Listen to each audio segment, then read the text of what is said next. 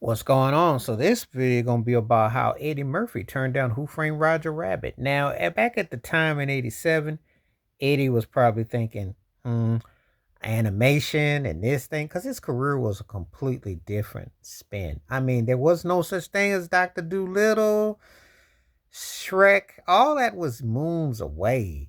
Marriage and Children away. He didn't see all that. He was in a different stratosphere. Raw was out.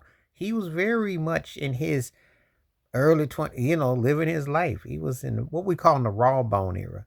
And doing a movie like Roger Rabbit at a time would have seemed like, even though the dance to Roger Rabbit was popular back then. If you know what I'm talking about, let me know in the comment section. The Roger Rabbit was often popping in the streets. But anyway, Eddie Murphy turned down this particular movie, which went to actor Bob Hoskins. And Hoskins, as I remember, did I was at one critical. It wasn't what was that movie he did with Denzel Washington? It's interesting because he had that role, and you gotta kind of wonder if Eddie turned it down or what have you. But Eddie Murphy had done The Golden Child, which was kind of futuristic, kind of a little bit different than what he had done when you looking at the early part of his career at 48 Hours and Trading Places and Beverly Hills Cop.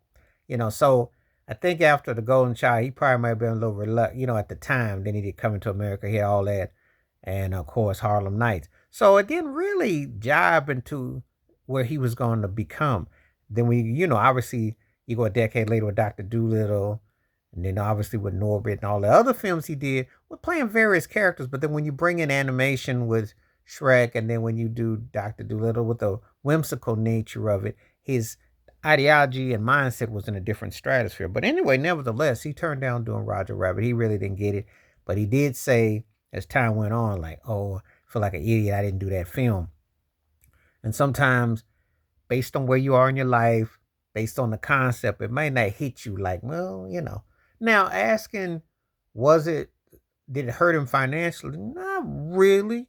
No, can't say it had any impact because he was Eddie Murphy. I mean, at that time, if you grew up watching Eddie Murphy in the '80s, he could have been in anything and it would have done numbers at the box office. He had it like that.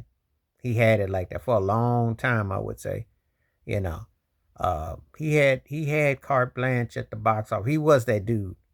He was that dude that was gonna make the Saturday Night Live, Lauren Michaels Plantation regret not showing more love. Just saying. I'm gonna leave it at that. But this is an interesting situation. Like I said, the way film has changed and the direction and the doctrine. So this one is pretty interesting to say the least. And had he done that movie, how we may look at his catalog. See, sometimes when people turn down certain roles, at the juncture of their career, it's like, do you making a business decision? You making a money decision? Because it's all different things on what people's credibility is. There's some people who would never have done certain type of roles they end up doing. For instance, Denzel Washington, it wasn't until he got later on in his career that he started doing sequels. That was not his MO originally. For some other actors, that's just a normal thing that they, and you are trying to make the bag at the end of the day. Let's not get it twisted. But there are people who consider themselves above and beyond just doing anything. Like now, Robert De Niro been pretty much doing anything. Al Pacino been doing anything. There was a time when they were held to a certain standards. So that era of that type of filmmaking is kind of much out the window now. People's standards, but there was a time, and I understand where Eddie was coming from, why he turned that down. That was a good movie, though. It was a good, interesting movie. Detective and the animation would have been interesting. But anyway, let me know. I think it'd have been better than Beverly Hills Cop 3 and 4. I'm just saying. Some of the sequels he obviously looking for the bag, but Roger Rabbit in hindsight might have been interesting before Beverly Hills Cop 2 coming out so fast or another 48 hours, just saying. But you let me know what you think below. Please hit like, subscribe, welcome thoughts, comments, and I do respond. Thank you. Wash your hands, keep your mind clear, watch out for another. Share it if you like and hit that membership because when you do requests like this come true, stay safe, stay blessed, stay woke, stay free. I'm out. Peace one time.